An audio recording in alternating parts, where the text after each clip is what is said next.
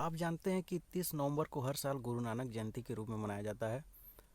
तो गुरु नानक जी का एक अनमोल वचन है, उसे मैं पढ़कर बताता हूँ। ये पूरी दुनिया कठिनाइयों में है, वह जिसे खुद पर भरोसा है वही विजेता कहलाता है। ठीक है। बाय द वे, आपको मालूम होना चाहिए कि गुरु नानक जी सिख धर्म के संस्थापक थे और सिख धर्म के प्रथम गुरु थे। ठीक है। गुरु नानक जी ने एक प्रथा की शुरुआत किया था जिसको बोलते हैं लंगर प्रथा। क्या बोलते हैं? लंगर प्रथा। लंगर प्रथा में क्या होता है कि सभी व्यक्तियों को, चाहे कोई भी जाति का हो, चाहे अमीर हो या गरीब हो, किसी भी प्रकार का व्यक्ति हो, सभी को एक साथ बिठा करके भोजन दिया जाता है। ठीक है। गुरुद्वारा में। तो ये जो समाज में व्याप्त कुरीतियाँ रहती है, जो जैसे छुआछूत जैसे कुरीतियाँ रहती है, इस पर एक तगड़ा प्रहार किया गया था गुरु नानक जी के द्वारा लंगर प्रथा की शुरुआत करके। एनीवे, इस वीडियो में डिस्कस करेंगे पीएसएलवी के बारे में। आप जानते हैं PSLV polar satellite launch vehicle बोलते हैं इसको। तो ये रॉकेट टेक्नोलॉजी का एक बहुत ही इम्पोर्टेंट पार्ट है जिसमें पीएसएलवी रॉकेट के बारे में डिस्कस करेंगे।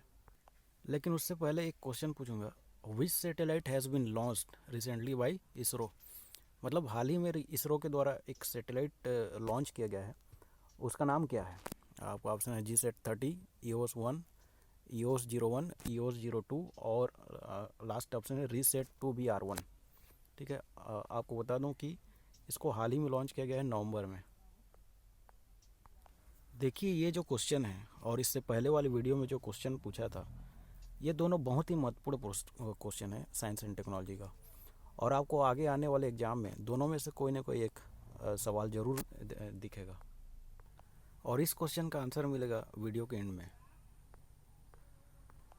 तो यहाँ पर जो फोटो दिख रहा है ये पीएसएलवी का है। पीएसएलवी में 4 चरण होते हैं। सबसे पहले तो इसी को समझना पड़ेगा कि कितने चरण होते हैं। तो 4 चरण होते हैं। कहाँ से?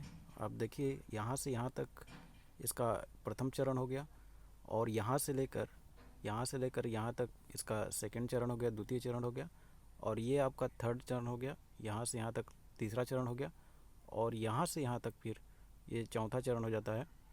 ये फोर्थ चरण है। ठीक है, फोर्थ स्टेज है।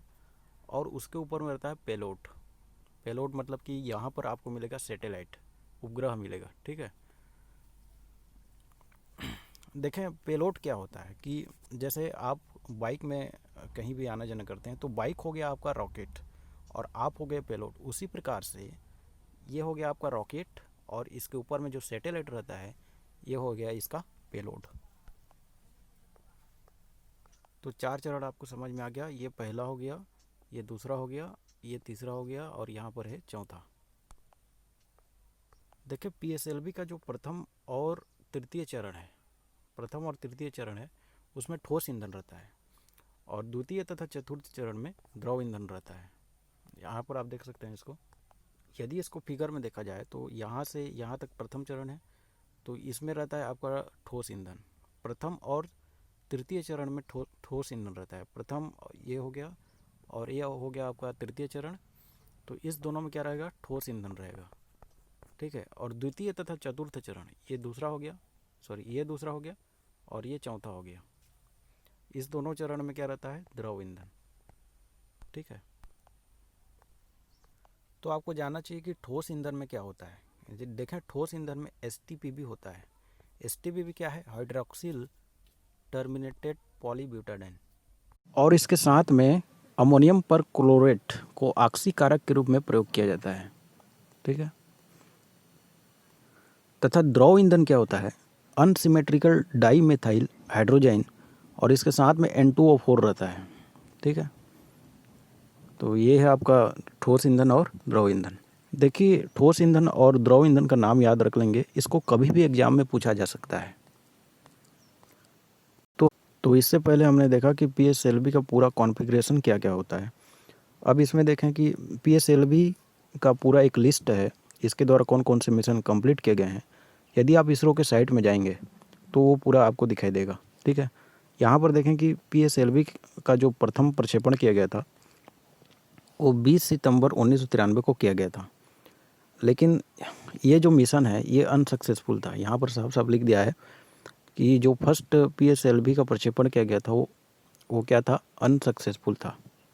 ठीक है, और यहाँ पर सबसे इम्पोर्टेंट बात क्या है कि जो प्रथम PSLV है उसको 1993 में प्रक्षेपण किया गया था। अब यहाँ पर देखते हैं PSLV के कुछ महत्वपूर्ण मिशन है जो कि एग्जाम पॉइंट ऑफ व्यू से बहुत ही इंपॉर्टेंट है। यहाँ पर आपको दिख रहा होगा चंद्रयान फर्स्ट। ठीक है, इसको थोड़ा जूम कर देता हूँ। यहाँ पर आपको दिख रहा होगा चंद्रयान फर्स्ट। ठीक है, इसको छोड़ा गया था PSLV C11 के माध्यम से। ठीक है, और इसी प्रकार से आपको दिखाई देगा, यहाँ पर आप देख सकते हैं मार्स ऑर्बिटर मिशन स्पेसक्राफ्ट, यहाँ पर देख रहे हैं। ठीक है, ये 25 नंबर का है। तो इसको कौन सा PSLV रॉकेट से छोड़ा गया था, तो PSLV C25 का प्रयोग किया गया था यहाँ पर। ठीक है, तो PSLV C25 बहुत ही इंपॉर्टेंट है। और इसके साथ में PSLV आपको बताया चंद्रयान फर्स्ट, उसके लिए क्या है, PSLV C11 का उपयोग किया गया था। तो मार्स मिशन जो है 5 नवंबर 2013 का मिशन है। आप जानते हैं इस पर एक मूवी भी बन चुका है। 5 नवंबर 2013 का ये क्या है, मिशन है। इसी प्रकार से जो चंद्रयान फर्स्ट मिशन है ये कब का है, तो अक्टूबर 22, 2008 का है। ठीक है, तो 2008 में आपका चंद्रयान फर्स्ट और 2013 में मार्स मिशन था। अब यहाँ पर देखें कि जो लेटेस्ट PSLV के द्वारा मिशन कंप्लीट किया गया है उसके बारे में यहाँ पर साफ साफ दिखाई दे रहा है। यहाँ पर देखिए, और ये एग्जाम पॉइंट ऑफ व्यू से बहुत ही इंपॉर्टेंट है। ठीक है, आपका PSLV C49 का प्रयोग किया गया है। किसके लिए किया गया है, EOS-01। ठीक है, और ये नवंबर 7, 2020 को इसका प्रक्षेपण किया गया था। और तो EOS-01 जो है अर्थ ऑब्जर्वेशन सैटेलाइट है। उसी प्रकार से यहाँ पर आपको दिख रहा है PSLV C48, और इसके माध्यम से दिसंबर 11, 2019 में रीसेट 2B-R1 छोड़ा गया था। रीसेट 2B-R1 एक रडार इमेजिंग सैटेलाइट है। ठीक है, और एक और आपको याद रखना है PSLV C47। तो C47 हो गया, C48 हो गया, C49 हो गया। ये तीनों जो है बहुत ही इंपॉर्टेंट है। और C47 के माध्यम से कार्टोसेट 3 सैटेलाइट को छोड़ा गया था। आपको यहाँ पर कार्टोसेट 3 क्या है, जिस प्रकार से EOS-01 है उसी प्रकार से कार्टोसेट 3 है। कार्टोसेट 3 भी एक अर्थ ऑब्जर्वेशन सैटेलाइट है।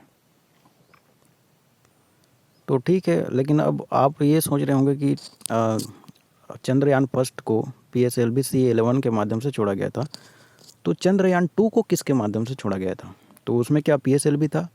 देखो नहीं, इसमें चंद्रयान 2 को GSLV के माध्यम से छोड़ा गया था। और ये GSLV MK3 इसको बोलते हैं। ये रॉकेट का नाम क्या है, GSLV MK3।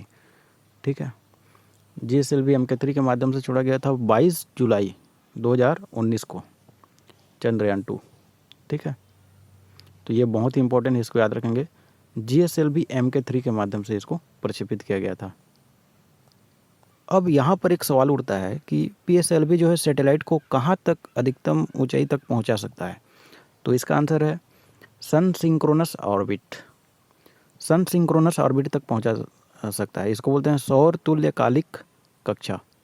ठीक है, हिंदी में बोलते हैं सौर तुल्यकालिक कक्षा। और इस कक्षा की ऊंचाई 600 से 800 किलोमीटर की हाइट है पृथ्वी के सतह से। अच्छा, यहाँ पर दो डेटा क्यों है 600 से 800 किलोमीटर, तो देखें ध्रुव से यदि देखा जाए तो 600 किलोमीटर पड़ता है, और विषुवत रेखा से देखा जाए तो ये 800 किलोमीटर का डिस्टेंस जो है पड़ता है। तो 600 से 800, इसको आप 100 अप्रॉक्सीमेटली बोल सकते हैं 600 से 1000 किलोमीटर की ऊंचाई सन सिंक्रोनस ऑर्बिट की ऊंचाई होती है। अब वो वापस आते हैं अपने क्वेश्चन पर। क्वेश्चन क्या था, which satellite has been launched recently by ISRO from Satish Dhawan space centre Sriharikota. तो इसका आंसर आपको मिल गया होगा। इसका आंसर क्या है, EOS-01। अभी हमने पढ़ा। ठीक है, 7 नवंबर 2020 को इसको छोड़ा गया था, जो कि एक अर्थ ऑब्जर्वेशन सैटेलाइट है, अभी मैंने बताया। तो इसरो के साइट में भी इसके बारे में बताया गया है। यह EOS-01 is an earth observation satellite. ठीक है, और इसका उपयोग किया जाएगा agriculture, forestry, disaster management support, ठीक है, आदि पर इसका उपयोग किया जा सकता है। और कौन सा रॉकेट के माध्यम से, PSLV C49 के माध्यम से छोड़ा गया। देखिए, इसको वेरियस न्यूज़ आउटलेट्स भी कवर किए हैं। जैसे द हिंदू ने यहाँ पर बताया कि ISRO to launch Earth observation satellite EOS-01 on November 7. The Indian express ने भी इसको कवर किया है। EOS-01 India's latest earth observation satellite that was launch today, मतलब ये 7 नवंबर की बात कर रहा है। ठीक है, तो इसमें हमने बहुत ही इम्पोर्टेंट रॉकेट के बारे में जाना। बहुत ही इम्पोर्टेंट रॉकेट था PSLV। अब इसके बाद आगे देखेंगे GSLV के बारे में। और ओके, थैंक्स फॉर वॉचिंग।